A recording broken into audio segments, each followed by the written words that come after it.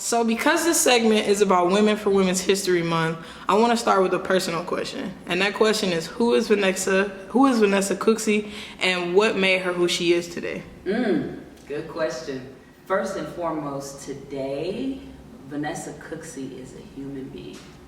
And I have worked over the last almost 45 years, my birthday's April 25th, I'll be 45, to recognize and value my humanness. I was born in Denver, Colorado, and my parents got married. They were both from Kansas City, Missouri. They got married, they moved to Denver, and I was the only black female in my entire elementary school. And so I lived what I consider this dual life, at home, loving black family, my mom, my dad, my grandmother, but at school, some significant struggles, being the only one, being teased because I look different, and, even called the N-word. And so it was a struggle in this dual situation. My mom worked for Xerox, my dad was a probation officer and an entrepreneur, and we ended up moving to Washington, D.C., well, right outside D.C. in Reston, Virginia. So I went to middle school out there, so going from predominantly pretty much all white environment in the Midwest to a really diverse environment, majority black environment, had a new challenge to overcome, and got teased, you talk like a white girl, you look at how you dress, you ain't got the latest shoes. Middle school is already tough, but then to be an outsider coming into that environment. Then I moved to Dallas to go to high school. So I've moved around a lot in my life, and so I've always had to come into community and make new friends and really define who I am.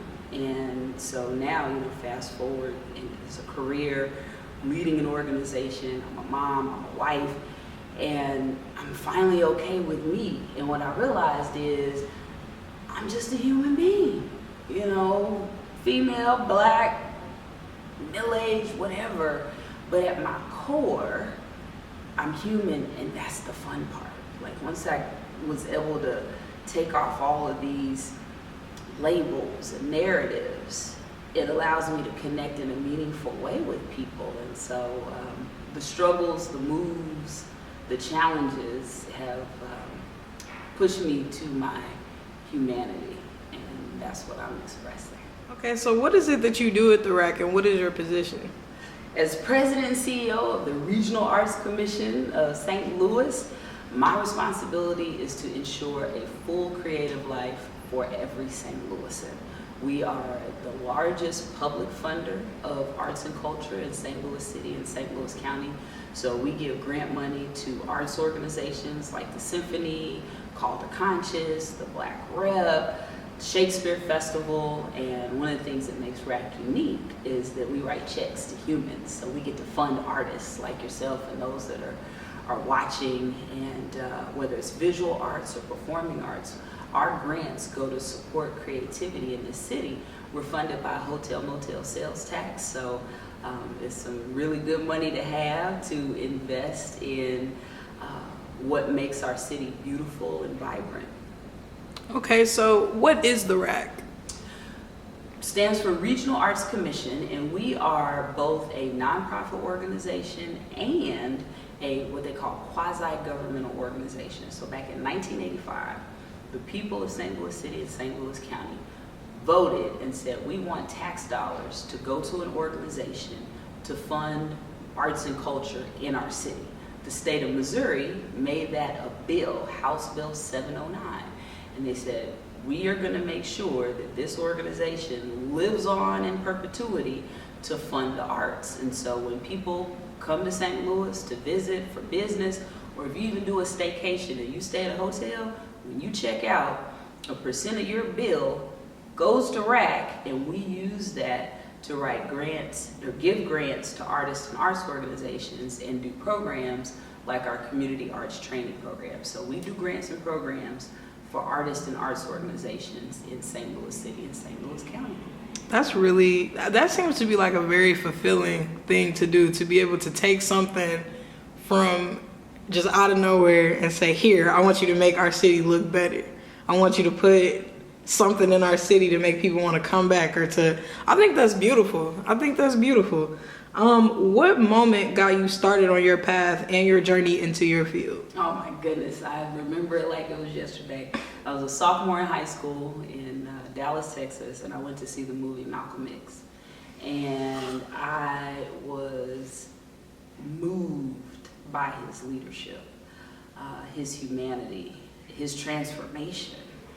And so just Malcolm X as a leader, that's who I wanted, that's who I aspired to be. That's the kind of leadership, that commitment to Black people, to people in general, really inspired me. And then Spike Lee's storytelling, his cinematography and the acting. I came home, I sat my parents down on the couch and I said, me and Spike Lee gonna make movies and change the world. And I'm so glad that my parents said okay. They weren't sure because, you know, no one knows a lot about how to become an artist or a creative. And, you know, my parents wanted me to be a doctor or a lawyer, but they didn't say no. And they said, well, if that's what you want to do, then you're going to have to figure it out. So I went to Dillard University my freshman year and got involved in the theater department, and then I transferred to University of Texas in Austin to get a film degree. And I realized that 40 Acres and a Mule was headquartered in Brooklyn, New York. I said, oh Lord, I'm a Texan, so I don't desire to live in New York. So I ended up moving to Atlanta to work for the Cartoon Network. And it was so much fun. It was so creative to be around people. And this was back in 1999. So the Powerpuff Girls were just launched, and Foster's Home for Imaginary Friends. And it was, you know, you could come to work with your pajamas on, and, you know, we would just sit around and think up amazing things to do. The Boondocks launched. It was amazing experience. And that being in Atlanta and learning in a new environment that was super inclusive. Atlanta is a really inclusive community. Was the beginning of what led me to this work today, and I'll share kind of the steps to that.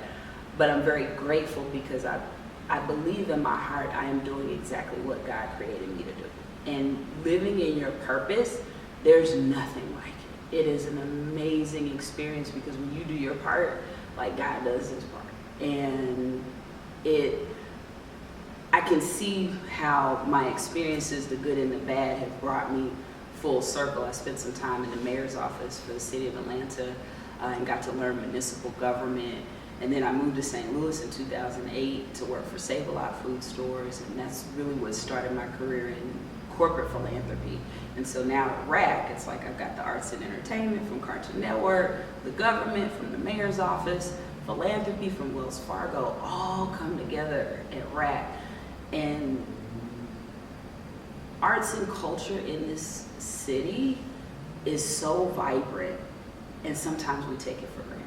We don't celebrate the artists that are making things happen in this community with music and fashion and plays and poetry. And I want RAAC to be the cheerleader for young creatives like yourself and our established artists and arts that bring people together. I was talking to my board chair and I said, Peloton wouldn't be Peloton if it weren't for the technology, the community, and the music, right? Music brings us together, and St. Louis has such an amazing history in our contributions to music that we need to celebrate that, not only for when people come to St. Louis to visit, but for our residents to enjoy. Yes, ma'am. I completely agree with you 100% on that. So I guess this kind of feeds into what you were saying about how the arts and the community are like connected. What do the arts mean to you, and how do they affect or impact the community? For me, really and truly, the arts mean everything to me. Literally everywhere I see color, I see art. Like, I look up in the sky is blue with powder white clouds, and the sidewalks are yellow. Like, we exist in an environment that is art. And, you know, a really good friend of mine said this quote that has stayed with me. We, meaning humans, were created by the Creator to be creative. that's what we came to do. And when we use our powers for good, so many great things happen. We build communities, we build families, and so art being about expression and storytelling, about healing and emotion. I mean, how many of us have our favorite song to get us in the right headspace to make something happen? You know what I completely understand. Yeah. How many of us, sit down with a notebook and just start drawing out our vision for our life? So for me, art is life. Like, you can't spell heart, Heart, without art. You can't spell earth, Earth, without art. And these devices that we have, all it is visual and performing art. So for me, art is everything. Art is life. So while in your position working in the arts, outside of funding, what other things have you discovered to be the biggest need for artists and creatives? I actually went to an amazing event on Thursday at the World Chess Hall of Fame, and I asked the artist, Louis York was performing, and I said, what do young creatives need? Because I've learned not to assume I know. I'd rather ask a person, what do you need? The community arts training program's motto is with, not for. When you go in the community, you build with the community, not for the community. And so I asked the artist who was from St. Louis, I said, what's needed for young artists in particular in St. Louis? And he said, money, opportunity, and ears. And I was like, there it is. We need money, like having artists be part of our everyday experience by hiring artists to perform at our events, by commissioning artwork. I always encourage my friends and family, when you travel, buy art that's made by the locals. Pick it up, make sure it's not made in China, but like real art that's made by locals. And for people who have companies, hire an artist to sing, perform, play, commission a poet to write something for a friend as a gift, right? There's so many ways that we have to support our artists, because oftentimes young people in particular are discouraged from creative endeavor. Oh, you gotta go get a real job. I don't know anything more real than bringing a vision to life and making it tangible. Yes, ma'am. And so artists need money, they deserve money, so that's one. Opportunities to create, and ears to hear. How many of us have been changed our perspective, changed our feeling, changed our mind because of the creative expression of an artist. And so those three things I think are essential to really advancing art in our community. What do you love about being a woman? Oh gosh. I'm aging now, so it's aging. That just means you have a wider experience enough to answer the question better. Because I actually asked somebody this the other day, and they kind of got choked up on it and didn't know how to answer it, and they're 22. Yeah, it's I can't eat pizza in the middle of the night and think I'm home. Put the same clothes on the next day like I could do in my 20s, but I love being a woman because I value the power of my ability to create. I have a son, he'll be 11 in August, and being his mother has been one of the most rewarding experiences I've ever had. I'm my parents' only child. I have two older sisters. So I hadn't really grown up around kids. And so to watch my child grow, I remember when he was born, I held him in my arms, literally said to myself, what have I done?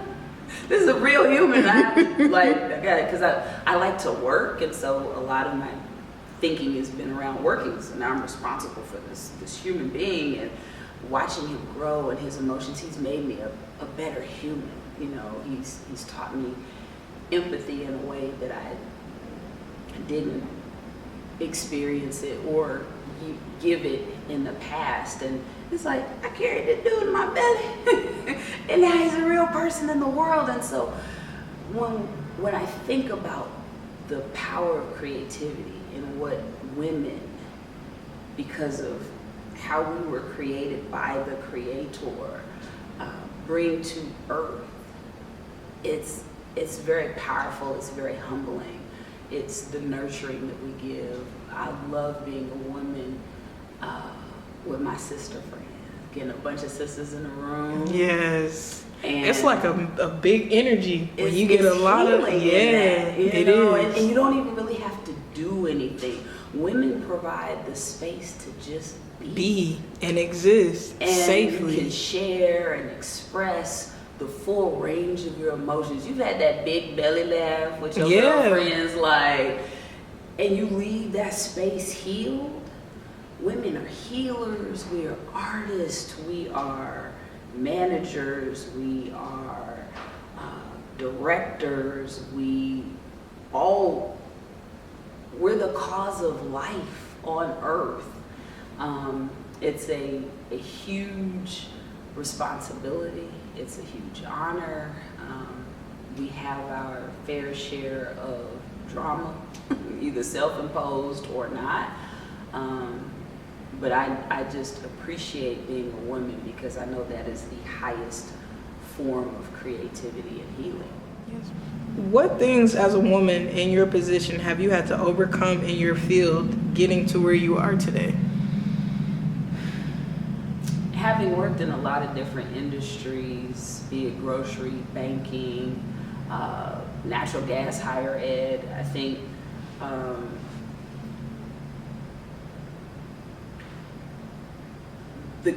the experience comes in the context of being in St. Louis and in America. So I've had the opportunity to travel internationally. I went to Rwanda as an Eisenhower Fellow, and 60% of their parliament are women. They wrote into their constitution after the genocide, they had to rebuild their country. They said not less than a third of our elected officials will be women, because they recognized how important it was. They had gotten out of order and it led to this level of destruction. And now the law said 1/3, and they're at 2/3. And it's just a natural way of being. Their respect for women in powerful positions and decision-making positions. And when you go to other countries that have a different value for people, and come back here and struggle with racism and sexism. And as a black woman here, it's like, not only do I have the sexism, but I got the racism component to overcome. And it's a struggle. It's frustrating. When you've experienced humanness and you're able to take that off, when somebody puts it back on you, it's tough. And so I think the struggle is, for me, two things. One, holding fast to being a human being and not letting anybody take me outside of that because of their issues. And two, just protecting my spirit, because I'm a natural optimist, and I'm caring, and I like people, right? I like to hug, I like to engage. And when you are hurt by other humans, it's easy to want to put walls up. It's easy to want to withdraw. And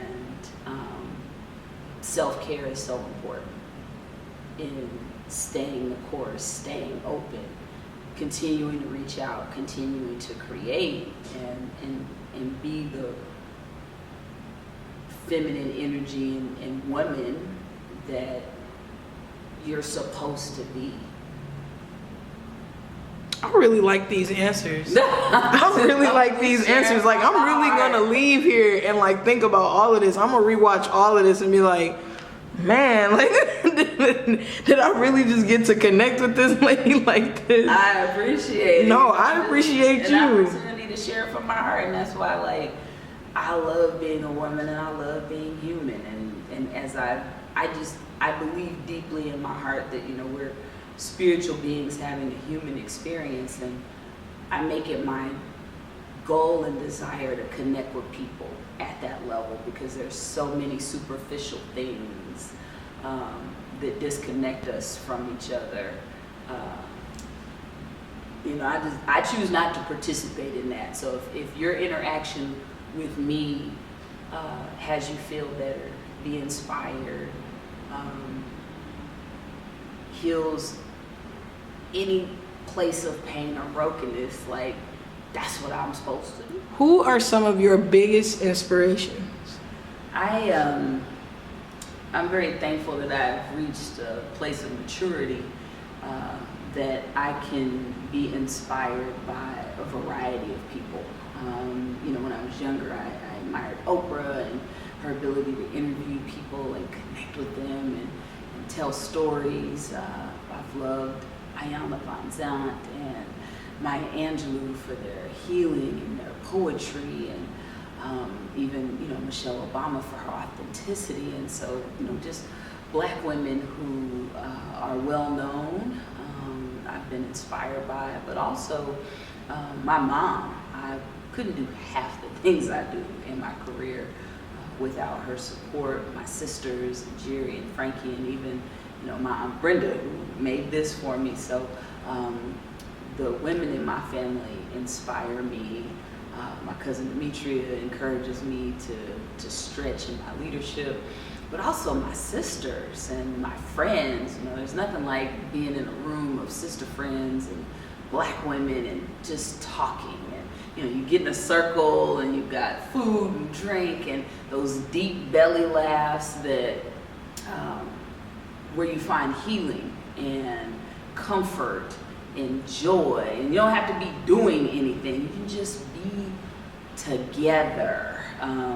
So I am grateful that I'm at a place where I can enjoy and be inspired by women at every level and in every space. I appreciate that answer, Ms. Vanessa, and I appreciate your time today. I am so glad that I was able to meet you and to honor you this month for Women's History Month and get your story. Is there anything you want to say to women before we end our interview today? A couple of things. Yes, to women and then specifically to you. So to women, if you haven't heard it today, I love you. And I don't have to know you to love you. One of my best friends, Candace, when we were in high school, she said, "I love you, girl." We were getting off the phone, and I was like, "I thought you'd only love people in your family." And then I realized, no, you love who you love. And I don't know that we say it enough now, and say it with intention, and say it with frequency. We need more love, and to tell the people who hold you down, have your back, support you, I love you. It's the sister in you that I love. It's your humanity that I love. So I just want to share that as a leader in this community and someone who wants a full creative life for every St. Louisan. Love is at the heart of that, because when we love each other, we tend to serve. We tend to forgive. We tend to engage differently. And also, this whole interview came about in two ways. One, I said yes to showing up to an event that I found out about the day before. So it didn't have to be all planned out. Sometimes, particularly women who have a lot of responsibility have to plan and be responsible and do things in orderly ways, and that's all fine and good, but the spontaneity of life gives us an opportunity to connect with people that we wouldn't have ever met, and say yes to letting go, say yes to being out of control, because on the other side of that is joy. I've enjoyed this conversation. I've enjoyed being able to connect, and you said yes. You approached me and said, "Hey, we want to interview you," and sometimes we have to initiate the engagement and the interaction, the conversation, and I think it's worth doing, because the relationships that can develop, the friendships that can develop from that, the business deals that can develop from initiating conversation are so powerful, so very powerful. Well, Rare Radar thanks you this Women's History Month for being an amazing woman and for doing what you have done. So thank you, Miss Vanessa, for this interview today. Thank you for the time and sharing your joy with me. You are, St. Louis is lucky to have you. Yes, ma'am.